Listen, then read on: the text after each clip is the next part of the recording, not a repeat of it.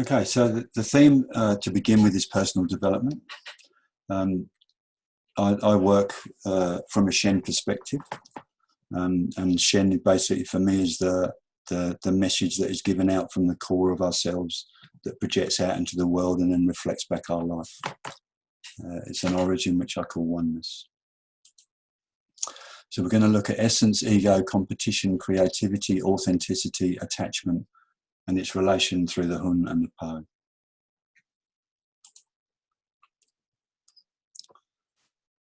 So expansion and increase is the natural development of all life.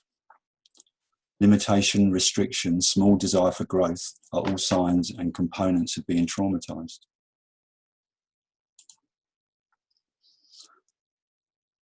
And when I talk of trauma, I'm not talking about the big traumas, although they obviously are included. I'm not talking about sexual abuse, physical abuse, neglect, emotional, mental abuse.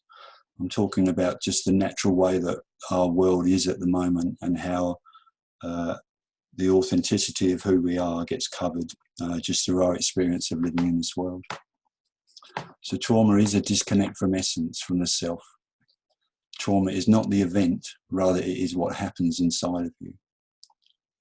Trauma causes constriction, limitation, and restriction, and it overrides the gut feeling, the instinct, and the intuition, and makes it difficult to be present.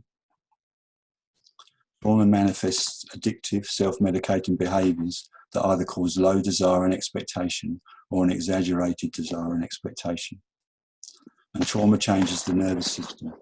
Through the stress hormones, we move into the fight, flight, freeze, and defence mode.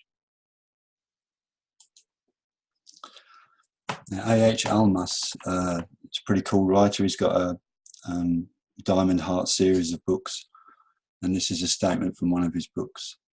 And he says, the fundamental thing that happened and the greatest calamity is not that there was no love or support. The greater calamity, which was caused by that first calamity, is that you have lost a connection to your essence. That is much more important than whether or not your mother or father loved you or not. And in Chinese medicine, the ability to overcome trauma is found in the Jing. So what is essence? So essence is pure, and you cannot get love because you are love, and you don't have to work to get truth because you are truth. And in Chinese medicine, again, essence is the Yuan Shen that resides in the secret chamber of the heart, and it is revealed once all the veils are dropped. And essence is creative. And what is the ego? And the reason I got all this writing on ego is I was just going to talk through this, but yesterday in Europe there were quite a few people that don't speak English well, so the request was to actually put the information up in words as well. Now, ego in Chinese medicine can be seen in an action by any of the 5 Shens, but ultimately the ego is connected to the Po, the spirit of metal. And the life purpose of the Po is to teach the preciousness of the moment. And the Po teaches through loss, melancholy, sadness, grief, guilt, and shame. And the energy of sadness exhausts the qi. The lungs overexpand. Stagnation in the upper jiao causes heat in the chest, thirst, excess hunger, and fatigue. And the ego is concerned with preservation, enhancement, and survival of the I. And again, the ego can be creative or competitive. So to create or to compete, and this is what I started with the superior person. So the superior person comes from the creative principle, which is in the I Ching is the hexagram of Qian, heaven, the 6 yang lines, which has an ascending quality. And the competitive relates to the negative qualities of the yin, which is a descending quality. So competition comes from a base of fear, lack, insufficiency, a tendency to rush, to dominate or be dominated. Whereas creativity comes from abundance, calm, focused intent, with gratitude and energetic choice. The competitive ego compensates, continually contracts, and arouses insatiable desires. Whereas the creative ego grounds, centers, and expands providing strength, willpower, and resilience. And the essence is eternally present and has no agenda. So what we're talking about here is basically our thinking process and how and why we think the way we do.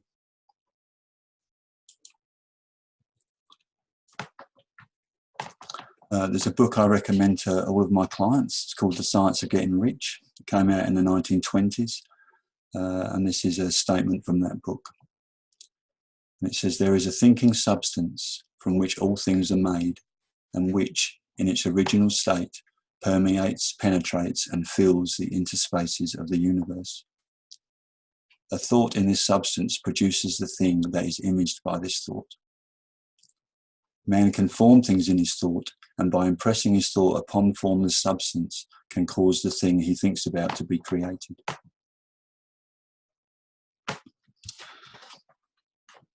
Now, there's quite a bit of info to start with, and without clarification, it might not be getting through yet. So has anybody got any questions? Maybe what's this got to do with advanced balance method?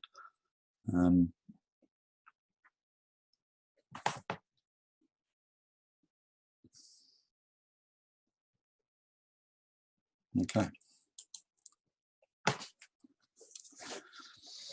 So it can be a bit stimulating, this information as well.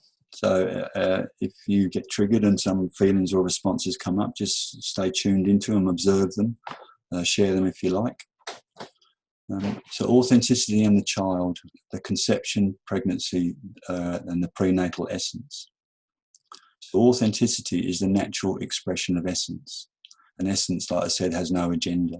It expands, expresses, inquires curiously, and grows. The child is completely 100% open and receptive, and the child absorbs the emotional state of the mother.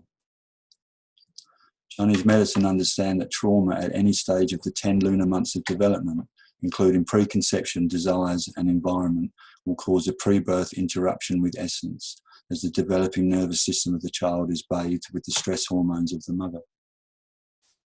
And when we're talking here, there's absolutely no blame or judgment assigned to anybody for anything, because nobody can do more than what they have and what they've been given. So authenticity in the child, the first breath onwards, the postnatal essence. So the newborn child requires nourishment, love, protection, and safety. The newborn child requires attention and an attuned relational container. And the newborn child requires at least one stress-free adult. So how many out there of you are parents? And this is interactive, so don't leave me sitting here on my own. I am, and a grandma too. And a grandma too, wow. I'm a grandpa as well.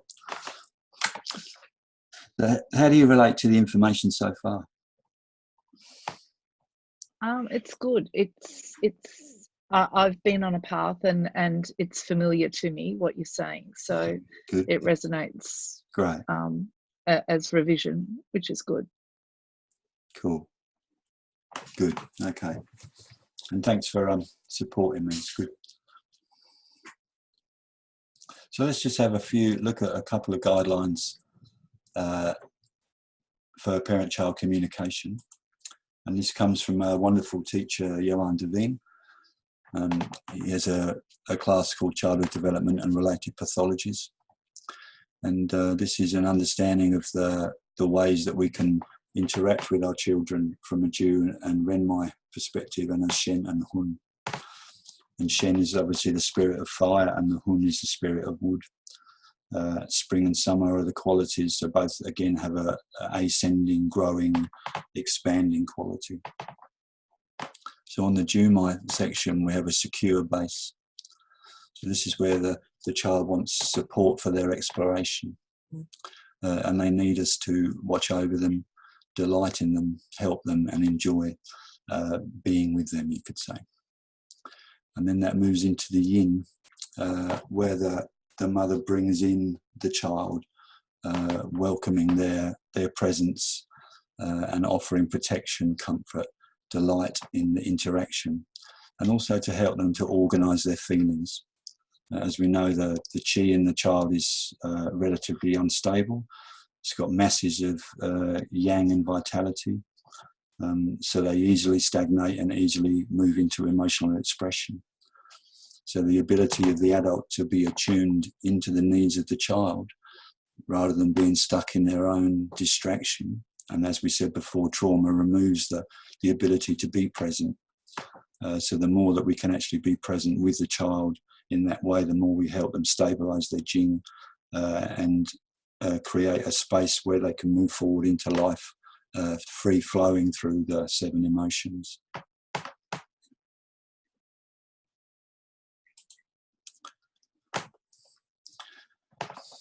When we look at authenticity versus attachment, so the child has 2 primary needs. One is authenticity and the other is attachment. However, the child's primary need, because we're so vulnerable and slow to develop, we're the slowest to develop out of all creatures in this world. So we need survival, that's our primary instinct. And our bioneural functions will automatically choose survival. And there's not a conscious choice here, it's just physiology. And the survival mechanisms that were once essential to the child to remain attached to their adult stay in the body, and they remain through to adult life because the emotional distress that was experienced due to the fact that we had to drop an authentic part of ourselves to stay attached, it doesn't get discharged. And these mechanisms are intrinsic. So they're the experience is preconception, so the condition of the mother and father as they choose to have a child or whether they don't choose to have a child actually creates the first spirit. So before even conception occurs, the spirit of the child is brought into the space. And then the experience of the child through pregnancy and then in the first 1 to 2 years of life basically generates most of the adult behaviour. And it's pre-memory because the hippocampus, which helps us recall memory, is not developed at that stage. So our memories are stored in our body.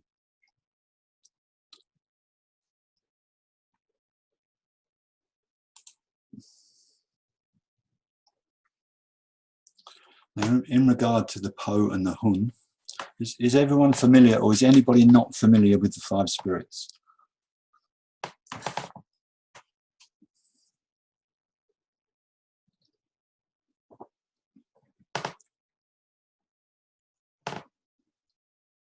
I've got like a working knowledge of it, but I wouldn't say it's great.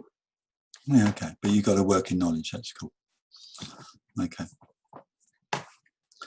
I'm assuming everybody else has an understanding. So the Po is the spirit of metal. And just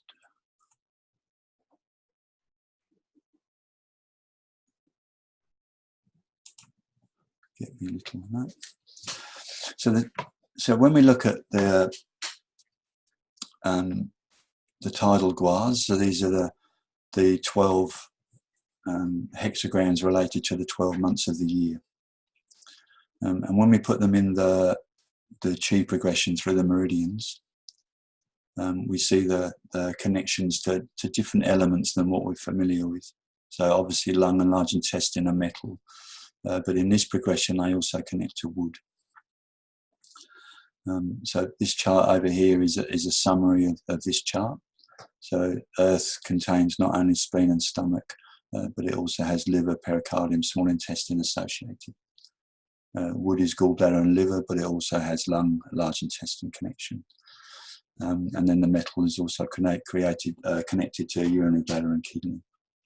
So the Po is very much associated to the Jing, and the Po is also very much connected to the Hun. And the Po and the Hun are the 2 ghosts. The Po is the corporeal ghost, and is about survival of the body and its experience in life. So it's about strength and vigour and being as strong as possible in this world.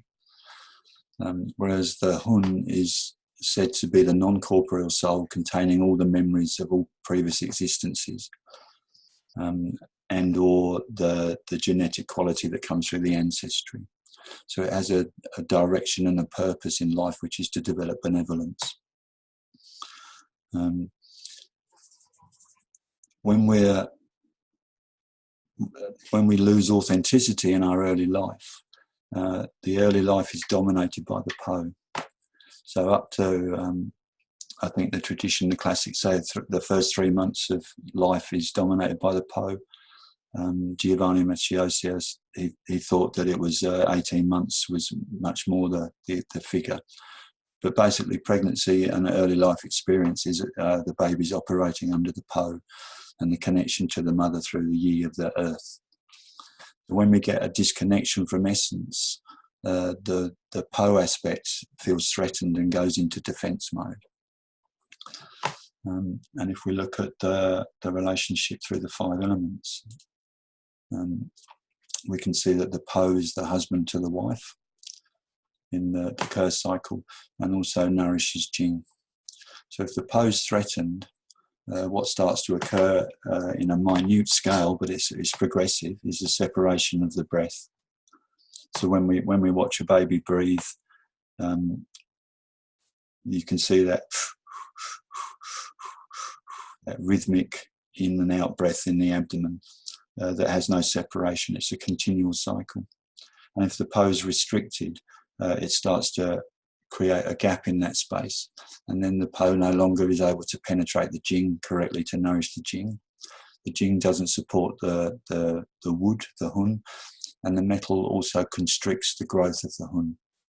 So it's like if you imagine a tree growing and you put a metal band around the trunk, then all that grows beneath the band and above the band will expand, but actually where that metal band is around the trunk, that stays the same.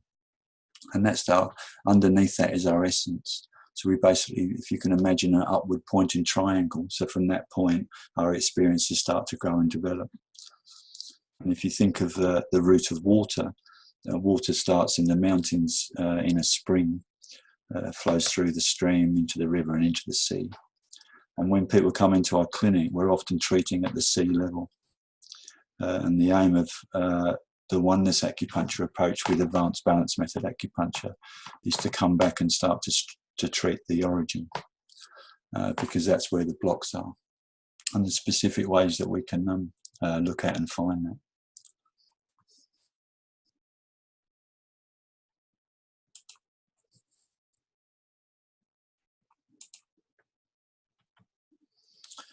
Okay, so let's go